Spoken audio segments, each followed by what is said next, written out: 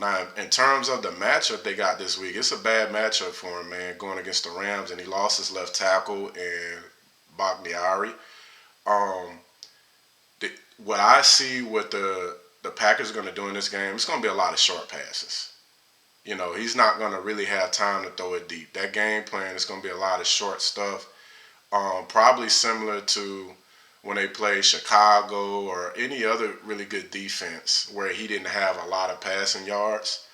Um, I wouldn't be. I know everybody's building up this matchup of Devontae Adams versus Jalen Ramsey, but I would be surprised if they move him away from Ramsey and line him up in the slot most of the time to try to get some good matchups.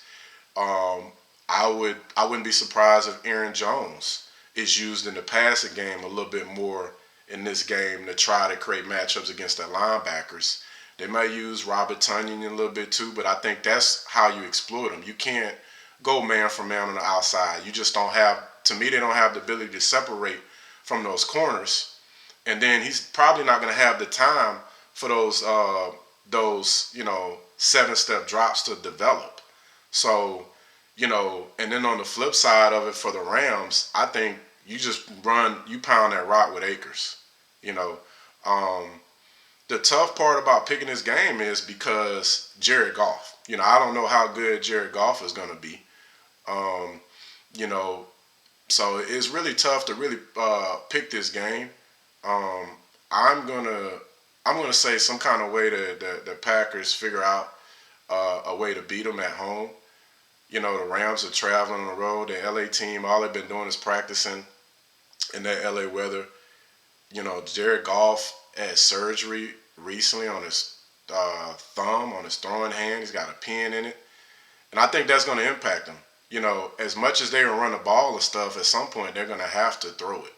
And I wouldn't be surprised if Green Bay stacks the box and say, hey, Jared Goff, you're going to have to beat us.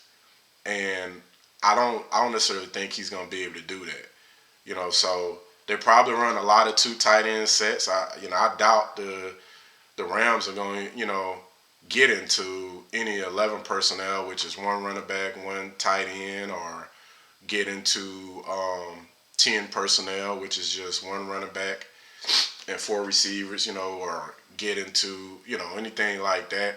I don't think they're gonna be in those three receiver sets, man, or more. I think it's gonna be a lot of 12 personnel to try to ground and pound that rock. And he'll probably try to get the tight ends involved and the slot receiver. Because just J.R. Alexander's a shutdown corner. Jair Alexander is his name. He's a shutdown corner, man. Like he's been playing ball. He's probably top 2 or 3 corner this year. I don't know that there's been a number one receiver that's put up numbers on him all year long. Nobody's put up 100 yards on him. Um, so I'm gonna pick the Green Bay Packers. They've had 2 weeks to prepare, uh, and I'm gonna trust that they can get enough stops on defense. They might even create some turnovers. They got a good pass rush, and they'll end up winning that home field advantage with the weather and the conditions and things. I'm gonna pick the Packers to win that game. The other matchup I want to talk about is the Chiefs